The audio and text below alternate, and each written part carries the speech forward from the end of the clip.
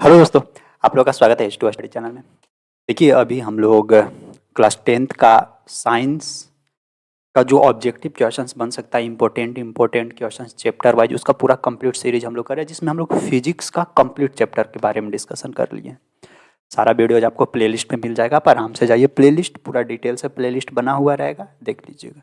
देखिए, अब साइंस में जो हम लोग फिजिक्स पढ़ रहे थे, फिजिक्स का तो कंप्लीट हो गया, लेकिन उसके बाद साइंस में भी और बचा हुआ था, केमिस्ट्री, बायोलॉजी। तो अभी केमिस्ट्री का सीरीज चल रहा है, जिसमें केमिस्ट्री का यूनिट 1 आपको कंप्लीट करवा दिए थे, यूनिट 2 भी कंप्लीट करवा दिए थे। आज जो हम लोग यूनिट 3 यानी चैप्टर 3 यूनिट 3 यानी चैप्टर 3, जिसमें टॉपिक का नाम है धातु और अधातु। धातु और अधातु, सुबेरे उठते हैं, शाम के सोने तक पूरा धातु अधातु धातु मेटल नॉन मेटल करते हैं। उठिएगा, ब्रश करिएगा अधातु, जी भी करिएगा धातु, हमेशा मतलब उससे आपको कनेक्शन जुड़ा ही हुआ रहता है। मोबाइल देख रहे हैं, वो भी धातु अधातु का पार्ट्स उसमें भी है। तो उसी टॉपिक से संबंधित जो जो भी इम्पोर्टेंट ऑब्जेक्ट क्वेश्चन बन सकता है, सारा चीज़ कवर कर। ये एक केमिस्ट्री का पार्ट्स है, ठीक है। और ये यूनिट 3 यानी धातु अधातु का 2 लेक्चर है। 2 लेक्चर में वही 40-45 क्वेश्चन आपको कंप्लीट करवाएंगे। तो स्टार्ट करें सेशंस को। और जो भी नए लोग हैं, चैनल को सब्सक्राइब कर लीजिएगा और दोस्त लोग के पास भी शेयर कर दीजिएगा, ताकि सब लोग आराम से पढ़ सके, सीख सकें और समझ भी सकें। चलिए स्टार्ट करते हैं। देखिए, आज का जो फर्स्ट क्वेश्चन देखिए, बात करता है अमलगम। अमलगम एक मिश्र धातु है, ठीक है। अमलगम एक मिश्र धातु है, जिसमें एक धातु हमेशा रहता है। देखिए, अगर कोई भी धातु को मिक्स कर रहे हैं, 2 धातु को आपस में मिक्स करें, उसमें से अगर ये वो पारा है, यानी फर्स्ट मतलब ये वो कोई भी धातु पारा है, जिसको Hg से सिंबल, इसका Hg से सिंबल होता है, और इसका लैटिन नाम है हाइड्रागिरम, ठीक है। तो उसी से Hg निकाला गया, और Hg मीन्स पारा होता है, जिसको मरकरी के भी नाम से जानते हैं। तो अगर वो मरकरी कोई भी धातु के साथ आपस में मिक्स हो रहा है, तो समझिए कि उसका नाम चेंज हो जाता है, उसको बोला जाता है अमलगम। यानी अमलगम एक प्रकार का मिश्र धातु है। ये मिश्र धातु तभी कहलाता है जब उसके साथ एगो धातु पारा हो, यानी उसके साथ एगो धातु पारा लगा हुआ हो, तो उसी को जनरली हम लोग अमलगम के नाम से जानते हैं, ठीक है ना। तो अमलगम क्या है? अमलगम एक मिश्र धातु है, ठीक है, जिसमें एक धातु हमेशा रहती है, जिसका नाम है क्या? पारा। इसको आपको हमेशा याद रखना है। फर्स्ट के बाद देखिएगा सेकेंड, निम्न में से कौन सा पदार्थ ऑक्सीजन से संयोग नहीं करता? मतलब जो ऑक्सीजन के साथ रिएक्शन नहीं करता। तांबा ऑक्सीजन के साथ रिएक्शन करेगा, गोल्ड यानी सोना, फिर एगो जिंक, एगो पोटेशियम। देखिए, जिंक पोटेशियम ये भी ऑक्सीजन के साथ रिएक्शन करता है, लेकिन सोना ऑक्सीजन के साथ रिएक्शन नहीं करता। यानी सोना, लड़की लोग या लड़का लोग नाक में कान में के जो सोना का झुमका पहनते हैं ना, वो देखिएगा जल्दी गंदा नहीं होता है, क्योंकि वो तो खुले एटमॉस्फेयर के साथ है, लेकिन पानी भी पड़ रहा है, उसके बावजूद भी उसमें जंग नहीं लगता है। लेकिन अगर सिंपल जो आयरन का बना हुआ, रोल्ड गोल्ड का जो बना हुआ झुमका, कान में नाक में ये सब रहता है, वो सब जल्दी खराब हो जाती है, पानी पड़ेगा तो खत्म हो जाएगा, क्योंकि वो सब प्योर सोना नहीं है, वो सब एक धातु है, लोहे का पार्ट्स है, या फिर उसमें एल्युमिनियम मिलाया हुआ है, जिसको रोल्ड गोल्ड के नाम से जानते हैं।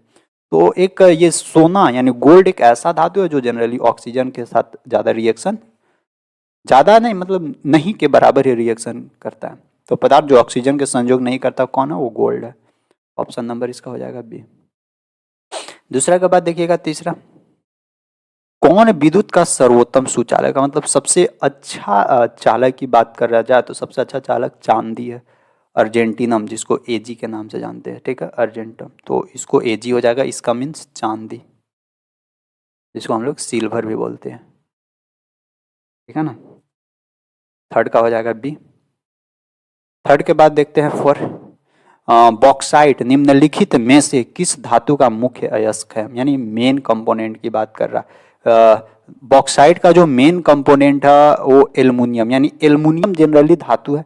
ये कहाँ से प्राप्त किया जाता है? यही बॉक्साइट एक पत्थर होता है, बॉक्साइट पत्थर से पूरा उसको प्यूरिफाई किया जाता है, और फिर फाइनली हम लोगों को एल्युमिनियम धातु प्राप्त होती है। तो बॉक्साइट से हम लोगों को जनरली एल्युमिनियम प्राप्त होता है। ऑप्शन नंबर इसका डी हो जाएगा।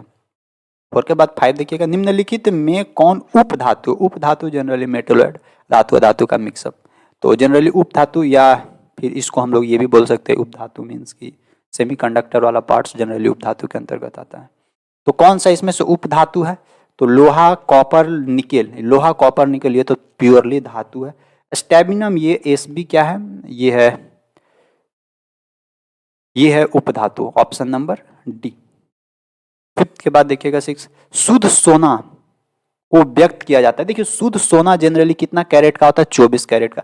यानी सोना का जो शुद्धता यानी कितना प्योर सोना है उसको मेजरमेंट हम लोग कैरेट में करते हैं। 24 कैरेट एकदम प्योर सोना है, ठीक है, प्योर गोल्ड है 24 कैरेट, ये ध्यान रखिएगा।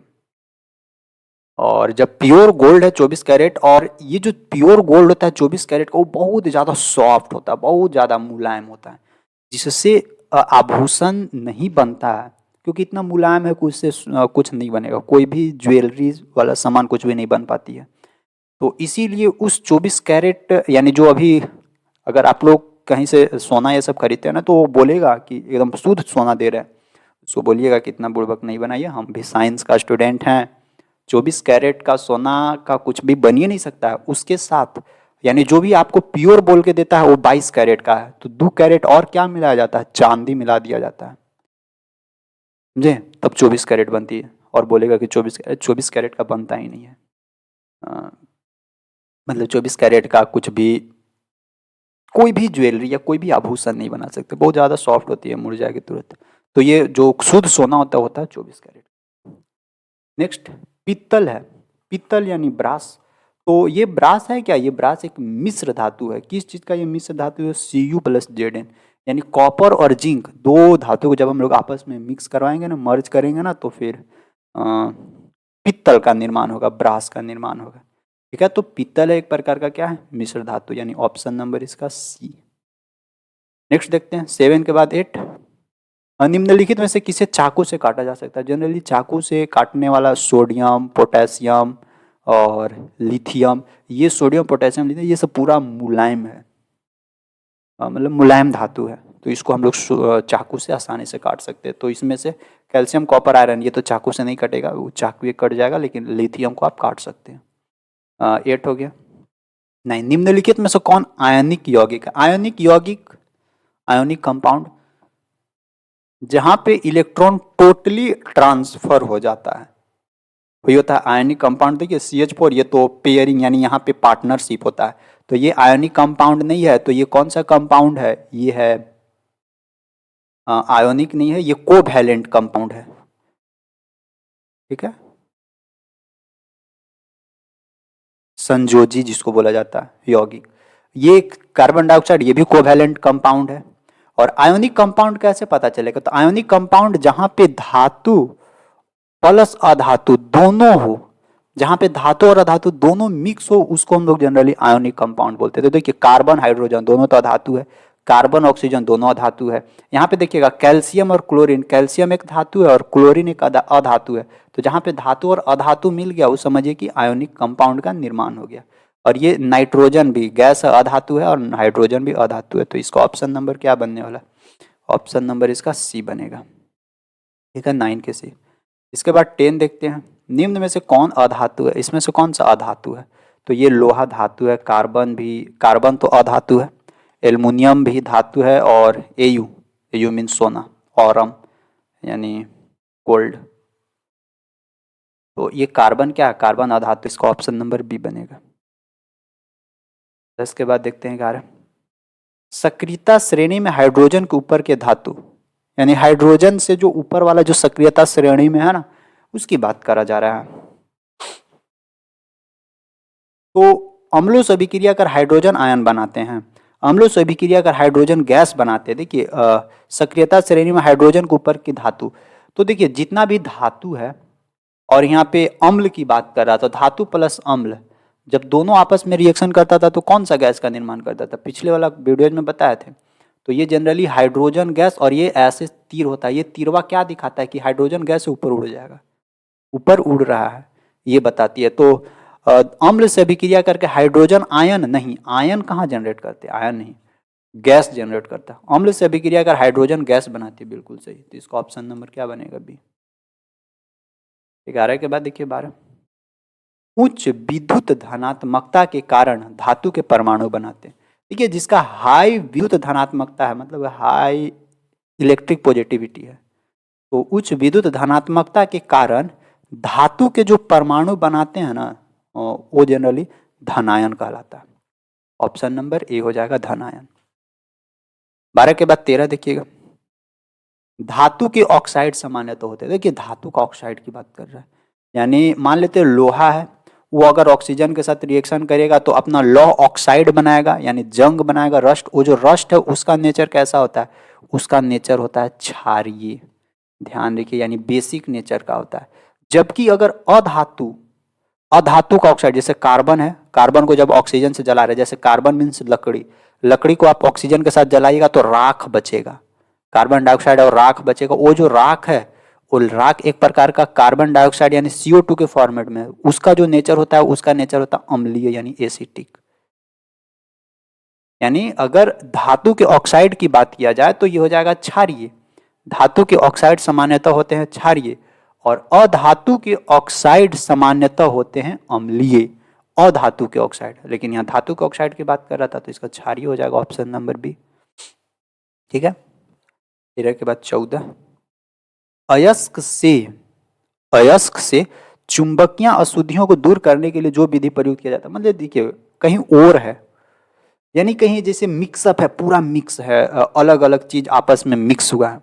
जैसे नहीं गेहूं धान में बहुत सारा मिक्स हो जाता है कचड़ा चीज, जैसे मिट्टी मिल गया, घास मिल गया, कहीं गेहूं के साथ जौ मिल गया, ये अलग अलग, कहीं मटर मिल गया, तो सबको अलग अलग करना है। तो वही बोलता है कि जिसमें एगो चुंबकीय पदार्थ है, तो जब चुंबक वाला पदार्थ है तो उसको हम लोग चुंबकीय मेथड से अलग कर सकते हैं। चुंबक ऐसे ऐसे कर देंगे, सब जितना भी जो मिक्सअप वाला पार्ट है उसमें अगर चुंबकीय पदार्थ कुछ भी होगा तो बाहर निकल जाएगा। तो अयस्क से अगर चुंबकीय अशुद्धियों को दूर करना है ना, तो जनरली हम लोग चुंबकीय सेपरेशन मेथड का इस्तेमाल करेंगे, चुंबकीय पृथक्करण मेथड का। तो इसका ऑप्शन नंबर डी हो जाएगा। अब 14 के बाद देखिएगा 15 क्या बोलता है कि सल्फाइड अयस्कों का सांद्रण किया जाता है। यानी कहीं पे अगर सल्फाइड ओर है, सल्फाइड ओर को अब हमको कंसंट्रेट करना है, मतलब अलग अलग करना है। तो कैसे करेंगे? हाथ से चुन के, कहाँ से? आंकड़ पत्तल थोड़ी है कि चावल से कंकड़ उठा रहे हैं आंख से देख देख के, तो ये नहीं होगा। निछालन द्वारा नहीं, फेन प्लवन द्वारा, निस्तापन यानी सब्लिमेशन द्वारा। तो ये क्या हो जाएगा? फेन प्लवन द्वारा हो जाता है। 15 का इसका ऑप्शन नंबर बनेगा सी। देखिए सल्फाइड अयस्क में फेन प्लवन द्वारा का होता है, इस तरह से सल्फाइड और इसमें डाल दिया जाता है और इसको पूरा हिड़ा जाता है, मतलब इसको पूरा घुमाया जाता है, तो ये पूरा झाग जैसा बन जाएगा। जैसे नहीं सरफ डाल के पूरा घुमाते हैं बाल्टी में हाथ, पूरा झाग बन जाता है। उसी तरह सल्फाइड अयस्क को भी किया जाता है और वहाँ से उसका जो सांद्रण पदार्थ है वो सब, और जो जो जरूरत लायक हो वो सब अलग किया जाता है। तो इसका ऑप्शन नंबर सी बनता है। 15 के बाद देखिएगा 16, निम्नलिखित में से कौन एल्यूमिनियम का मिश्र धातु है? तो कौन सा एल्युमिनियम का मिश्र धातु, मतलब जिसमें एल्युमिनियम मिलाया जाता है, ये हमसे पूछा जा रहा है। मैग्नेलियम, जर्मन सिल्वर, पीतल, कांसा। तो ये मैग्नेलियम में ही जनरली, ये मैग्नेलियम जो एल्युमिनियम का मिश्र धातु है। तो इसका ऑप्शन नंबर ए हो जाएगा 16 का। 17 देखिए, कॉपर का निष्कर्षण मुख्यतः किस अयस्क से किया जाता है? तो कॉपर का निष्कासित कर रहे हैं, तो कॉपर को हटा रहे हैं, तो कॉपर पाइराइड्स का यूज करने वाले हैं, तो कॉपर पाइराइड्स का यूज करेंगे। तो इसका ऑप्शन नंबर क्या हो जाएगा? ऑप्शन नंबर बी हो जाएगा 17 का। नेक्स्ट 18, किसी अधातु के परमाणु के बाह्यतम शेल में इलेक्ट्रॉनों की संख्या होती है, मतलब कोई एक अधातु है, नॉन मेटल है। अब नॉन मेटल के जो आउटर मोस्ट में नंबर्स ऑफ इलेक्ट्रॉन हो कितना देखने को मिलेगा? तो आउटर मोस्ट में कितना देखने को, जैसे कोई भी आप अधातु ले लीजिए, कोई भी अधातु, जैसे क्लोरीन ले लेते हैं, तो क्लोरीन का एटॉमिक नंबर 17, 2 8 और 2 10 और 7 17, यानी आउटर मोस्ट में 7 को बन रहा है। कार्बन ले लेते हैं, कार्बन का 4 होता है, तो 2 + 2, आउटर मोस्ट में नहीं, इस कार्बन का 6 होता है ना, hydrogen, helium, lithium, beryllium, boron, carbon 6, 2 + 4, यानी आउटर मोस्ट में 4 मिल रहा है, 7 मिल रहा है, फिर 5 मिलेगा, फिर 6 भी मिलेगा, जैसे ऑक्सीजन 8 है तो 6 भी मिलेगा, या 8 भी मिल सकता है आउटर मोस्ट में। तो अधातु की बात कर रहा है ना, तो जितना भी अधातु है उसके बाह्यतम शेल में एक नहीं मिलने वाला। 4 बाह्यतम शेल में 4 को इलेक्ट्रॉन देखने को मिलेगा, 5 को भी देखने को मिलेगा, 6 को भी देखने को मिलेगा, 7 को भी देखने को मिलेगा, 8 को भी देखने को मिलेगा, यानी आउटर मोस्ट में ये सब देखने को मिलेगा। यानी ऑप्शन नंबर इसका क्या बन जाएगा? Option number C. 18 के बाद 19 देखिए, साधारण गंधक यानी सिंपल सल्फर की बात कर रहा है। गंधक किस आणविक रूप में पाया जाता है? तो साधारण गंधक किस आणविक रूप में पाया जाता है? तो ये S8 आ जाएगा। साधारण गंधक की बात कर रहा है ना, तो ये A8 हो जाएगा, यानी सल्फर वाला पोर्शन। साधारण गंधक सल्फर को ही बोला जाता है, A18 को। फास्फोरस का आणविक सूत्र, आयनिक फॉर्मूला की बात कर रहा है फास्फोरस का।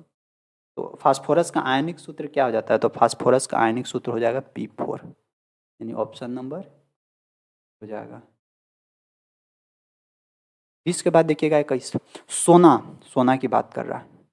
सोना निम्नलिखित में से किस द्रव में घुल जाता है? अच्छा, अब देखिए सोना की बात कर रहा है। सोना मतलब कौन सा लिक्विड में घुल जाएगा? घुल जाएगा मतलब कि सोल्यूबल हो जाएगा। तो अम्लराज या सांद्र सल्फ्यूरिक अम्ल या सांद्र नाइट्रिक या फिर इनमें से सभी? नहीं, अम्लराज में घुल जाएगा। अम्लराज किसको बोला जाता है? HNO3 प्लस में 3HCl, ये है अम्लराज, अम्लों का राजा। HNO3 यानी नाइट्रिक एसिड प्लस में हाइड्रोक्लोरिक एसिड का मिक्सअप को अम्ल राजा बोलते हैं, इसको बोलते हैं। ऑप्शन इसका ए हो जाएगा। जो सोनार लोग होते हैं ना, उन लोग जब उन लोग के पास लोग जाते हैं ना साफ करवाने, कान में के, नाक में के, ये सब मतलब जो भी ज्वेलरी चीज़ है गला में के जो सोने का है, वो सब वही एक्वारेजिया जिसको हम लोग बोलते हैं अम्ल राज में ही डाल दिया जाता है, और वहाँ से जो भी ऊपर वाला कचरा है वो सब हटा के पूरा प्योर कर देगा, शुद्ध कर देगा। लेकिन उसका जो क्षरण पार्ट होता है ना, ऊपर वाला जो लोहा, मतलब जो ऊपर से वाला लेयरवा जो हटा, वो लेयर वो रख लेता है, उसको फिर वो बनाता है, मैन्युफैक्चर करता है नया पार्ट्स, तो फायदा में रहता है, इसलिए ध्यान रखिएगा। इसका ऑप्शन नंबर ए बनेगा। 21 के बाद देखिएगा 22, कौन सा अधातु कमरे के तापमान पर द्रव होता है? देखिए अधातु की बात कर रहा है। जो room temperature, generally room temperature कितना होता है? नॉर्मली देखा जाए, चाहे गर्मी हो ठंडा हो, एक नॉर्मली हो 27 डिग्री सेल्सियस के आसपास रहती है रूम का टेम्परेचर। इतना टेम्परेचर में वो लिक्विड के फॉर्मेट में रहता है अधातु, तो कौन है? तो अधातु की अगर बात किया जाए तो अधातु है ब्रोमीन, और अगर धातु की बात किया जाए तो धातु में है एगो पारा और एगो गैलियम। ये सब जो है, गैलियम तो हथेली के टेम्परेचर मतलब हाथ पर भी रखिएगा तो पिघल जाएगा। तो गैलियम और पारा ये दोनों धातु है, ये दोनों जो है वो लिक्विड फॉर्मेट में रहता है रूम टेम्परेचर में, और अधातु में ब्रोमीन है, ये वाला ब्रोमीन इसका करेक्ट हो जाएगा। 22 के बाद देखिएगा 23, सीसा और टीन का मिश्र धातु यानी Pb प्लस में Sn, ये दोनों का मिक्सअप यानी Pb प्लस Sn, ये किसके बराबर हो जाएगा? सोल्डरिंग के बराबर, ठीक है ना। लोहा और टीन दोनों को जब हम लोग आपस में कंबाइन करेंगे तो एक शोल्डरिंग वायर बनेगा, जिसको हम लोग शोल्डर के नाम से जानते हैं। तो ऑप्शन इसका ए बन जाएगा 23 का। नेक्स्ट देखिएगा 24, निम्नलिखित में से कौन अधिक अभिक्रियाशील है? इस चारों में से देखिए तो कौन सा अधिक अभिक्रियाशील है? देखिए कॉपर, पारा, चांदी, सोना। तो अगर मतलब अधिक अभिक्रियाशील की बात किया जाए ना, तो अधिक अभिक्रियाशील सोना ही है। चांदी के कंपेयर में भी सोना ज़्यादा रिएक्शन करता है, तो इसको ऑप्शन नंबर डी रखेंगे। 24 के बाद 25 क्वेश्चन से कवर करवाएंगे। देखिए निम्नलिखित में से कौन अति ज्वलनशील है, मतलब कि बहुत ज़्यादा जलता है? लाल फास्फोरस, देखिए वो जो सलाई का कांटी रहता है ना, सलाई के कांटी में देखिएगा कि जो किनारे वाला पोर्शन में लाल लाल जो रहता है ना, वही लाल फास्फोरस रहता है। ये जो कांटी होती है ना, माचिस वाला कांटी,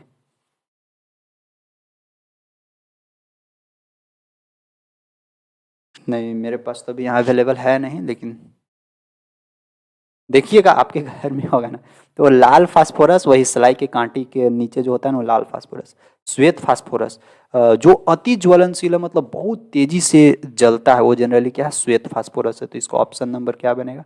ऑप्शन नंबर इसका बी बनेगा, ठीक है। 25 एक आपको देते हैं होमवर्क, 26 ये आपको HW रहेगा। देखिए क्या बोलता है, विद्युत अपघटनी परिष्करण में अशुद्ध धातु को बनाया जाता है, यानी विद्युत अपघटनी परिष्करण का बात कर रहा है, यानी इलेक्ट्रोकेमिकल रिएक्शन की बात कर रहा है। और तो उसमें जो अशुद्ध धातु को बनाया जाता है, वो अशुद्ध धातु क्या? अशुद्ध धातु एनोड को बनाया जाता है, या कैथोड को, या अपघट्य को, या इनमें से सभी को बनाया जाता है अशुद्ध धातु? ये 26 आप लोग कमेंट्स करके सब लोग नीचे जरूर बताइएगा, ठीक है ना। तो बस आज का जो सेशन रहेगा, आज का सेशन यहीं तक रखेंगे, और जाते जाते सब लोग वीडियो को लाइक कर दीजिएगा। जो भी नए लोग होंगे सभी लोग चैनल को ज़रूर सब्सक्राइब कर लीजिएगा। फिर मुलाकात हम लोग करेंगे नेक्स्ट सेशन में इसी के पार्ट्स के साथ, ठीक है। तो थैंक यू।